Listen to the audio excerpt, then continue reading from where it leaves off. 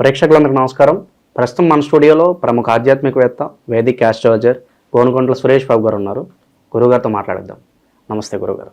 మణికంఠ గారు నమస్కారం అండి. గురుగారు, మే నెలలో మిథున రాశి వారి పరిస్థితి ఎలా ఉండబోతుంది? ఓవరాల్గా 5 మేజర్ గ్రహాలు మనకి మారబోతున్నాయి ఈ నెల. సో వీళ్ళకి ఎలా ఉండబోతుంది? పాజిటివ్ అంటారా, నెగిటివ్ అంటారా? ఎలాంటి జాగ్రత్తలు తీసుకోవాలి మిథున రాశి వారు?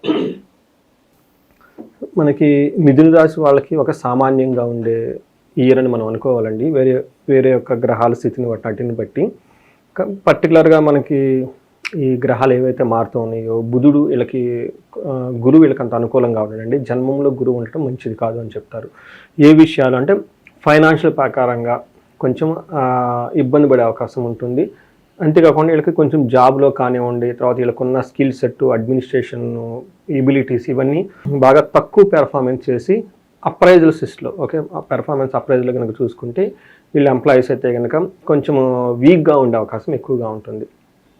మనకి ఈ రాశి వాళ్ళకి బాగా డీటెయిల్డ్గా మనం అందులో చెప్పుకున్నామండి ఉగాది రాశి ఫలాల్లో. అది చూసుకుంటే బ్రాడ్ ఐడియా ఉంటుంది. ఎందుకంటే ఉగాది జస్ట్ ఇప్పుడు జరిగింది కాబట్టి హోల్ ఇయర్ ఇంకా ముందు ఉంటుంది కాబట్టి చాలా క్లారిటీగా మనకు ముందు తెలుస్తుంది. మనకు ఉదయం కూడా నాకు క్లయింట్ యూఎస్ నుంచి చేశారు. వాళ్ళు నాది ఉగాది రాశి ఫలాలు మిస్ అయ్యాను, ఒకసారి ముందు అది చూసి మళ్ళీ కాల్ చేయమని చెప్పాను. అందులో నేను ఏమైతే చెప్పాయో ఆల్రెడీ సెన్స్ అవుతూ ఉన్నారు. అవునండి, కరెక్ట్గా మీరు ఏదైతే అందులో చెప్పారో మేము అది సెన్స్ అయ్యామండి అని వాళ్ళు చాలా క్లారిటీ వచ్చింది.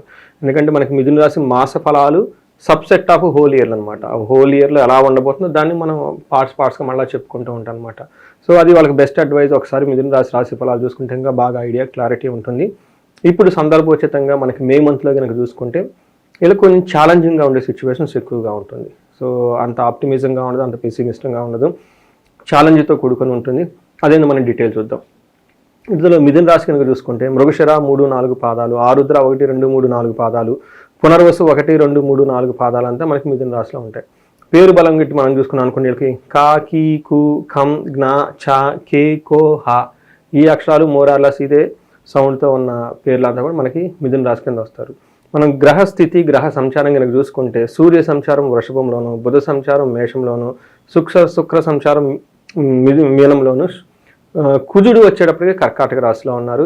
ప్లస్ మనకి రాహు, కేతువు, గురువు కూడాను వీళ్ళు మారుతున్నారండి సింహరాశిలోకి, తర్వాత మనకి కుంభరాశిలోకి, మిథున రాశిలోకి గురువు మారుతూ ఉన్నారన్నమాట. ఈ యొక్క గ్రహస్థితిని బట్టి కనుక మనం చూసుకుంటే ఓవరాల్గా వీళ్ళకి ఎలా ఉంటుందంటే, వీళ్ళకి 12వ ఇంట్లో సూర్యుడు ఉండటం వల్ల ఏమంటే ధనచ్ఛేదం, తర్వాత ఆరోగ్యం అప్పటిదాకా స్ట్రాంగ్గా హెల్తీగా ఉండేవాళ్ళు కొంచెం ఆరోగ్యపరంగా వీక్ అవుతూ ఉంటారనమాట. కలహం, గొడవలయ్యే అవకాశం ఎక్కువగా ఉంటుంది. అయితే వీళ్ళకి ధనం వస్తుంది, కానీ ఆ ధనం కూడా విపరీతంగా ఖర్చు అవుతుంది. బట్ టోటల్గా ఫైనాన్షియల్గా వీళ్ళు క్రైసిస్లో ఉండే అవకాశం చాలా ఎక్కువగా ఉంది. ఈ మంత్ వీళ్ళు కొంచెం ఛాలెంజింగ్గా ఉండి ఇబ్బంది పడే సిచ్యువేషన్స్ ఎక్కువగా ఉంది. కొంచెం జాగ్రత్తగా ఉండాలి. మనం డీటెయిల్స్ కనుక చూసుకుంటే వీళ్ళకి మిక్స్డ్గా ఉంటుందండి. ఏది అంటే కొన్నిసార్లు వస్తుంది, కొన్నిసార్లు పోతుంది, కొన్నిసార్లు అనుకూలంగా ఉంటుంది, ఇక్కడ ప్రతికూలంగా ఉంటుంది. ఒక మనిషి ద్వేషిస్తాడు, ఒక మనిషిను అభిమానిస్తాడు, ఇలా వెళ్ళిపోతూ ఉంటుంది అనమాట. ఒక రోలర్ కోస్టర్ అంటారు చూడండి, అప్స్ అండ్ డౌన్స్ ఎక్కువగా బాగా ఫేస్ చేస్తూ ఉంటారు. ఏ విధంగా అంటే వీళ్ళు సూర్యుడు 12వ ఇంట్లో ఉండి 6వ ఇంట్లో దృష్టి చూడటం వల్ల సూర్యుడు కొంత అనుకూలంగా కొంత ప్రతికూలత పరిస్థితులను క్రియేట్ చేస్తూ ఉన్నారు. ఎక్కడ అనుకూలంగా ఉంటుందంటే వీళ్ళకి 12వ ఇంట్లో ఉండటం వల్ల స్వస్థాన నాశనం చైవ బంధురోగ ధన వ్యయ ప్రాణ పర్యంతమాపత్తిం రవమానం వ్యయే రవో అని చెప్తారు. సో ఇది కనుక మనం చూసుకుంటే స్వస్థాన నాశనం చైవ మన మహర్షులు థీరీగా సూత్రాల రూపంలో చెప్పారు. రెండోది బంధురోగ ధనవ్యయం, తర్వాత ప్రాణ పర్యంతమాపత్తిం రవమానం వ్యయే రవు అని చెప్తారు. రియల్ టైం కేసు కనుక మనం చూసుకుంటే నాకు ఒక కాల్ యూఎస్ నుంచి వచ్చింది. వాళ్ళకి జాబ్ వచ్చింది, వెరీ హ్యాపీ.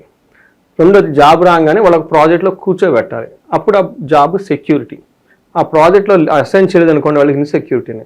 జాబ్ వచ్చినందుకు ఆనందం. ఏం ఎక్స్పెక్ట్ చేస్తారు? ఇమీడియట్లీ వాళ్ళ జాబ్ ఒక ప్రాజెక్ట్లో కూర్చుంటారు, హ్యాపీగా వెళ్ళిపోతుంది అనుకుంటారు. ఆ ప్రాజెక్ట్కి అసైన్ చేయకపోతే ఐటీలో ఎనీ టైం వాళ్ళు బయటకు రావచ్చు.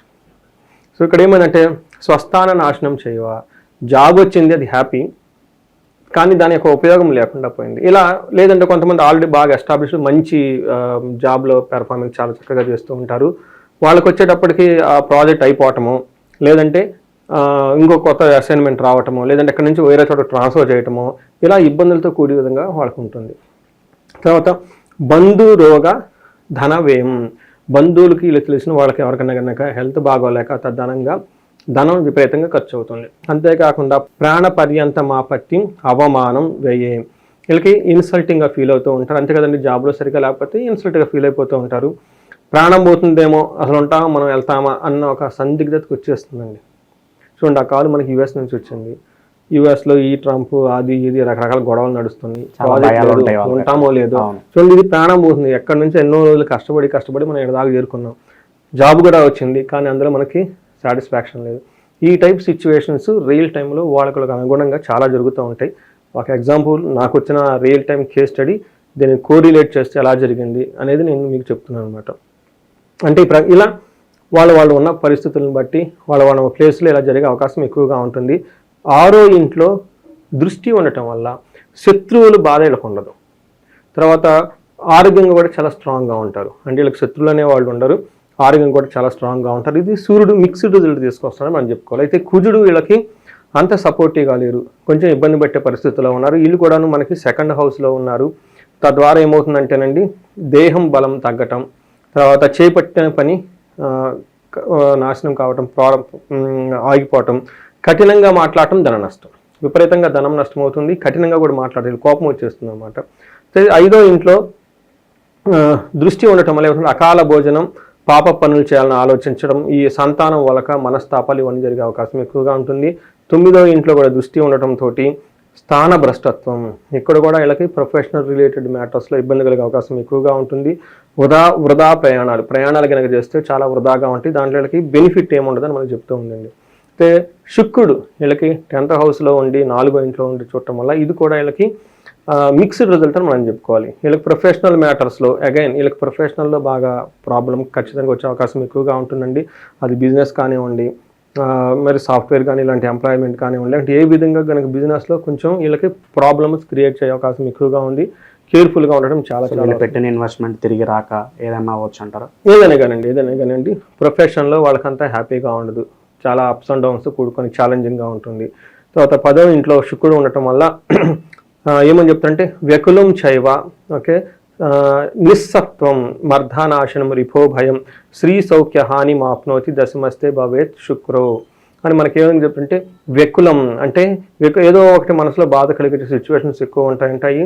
నిస్సత్వం అంటే శరీరంలో బలం తగ్గిపోవటము, అర్ధనాశనం, ధనం అనేది అతిగా ఖర్చు చేసుకుంటే ఎక్కువగా ఉండటం, శత్రు బాధలు కూడా ఉంటాయి. వీటితో పాటు శ్రీ సౌఖ్య హాని, శుక్రుడు వచ్చేటప్పటికి స్త్రీలకు రిప్రజెంటేషన్ చేస్తారు కాబట్టి వీళ్ళ సరౌండింగ్లో ఉన్న స్త్రీలు వీళ్ళకి కొంచెం ఇబ్బందులు పెట్టే సిచ్యువేషన్స్ ఎక్కువగా ఉంటాయి. ఇన్ కేస్ స్త్రీలు అయితే కనుక వాళ్ళ చుట్టూ ఉన్న పురుషులకు ఇబ్బంది పెట్టే సిచ్యువేషన్స్ ఎక్కువగా ఉంటాయి, వైస్ వర్సా ఉంటుంది.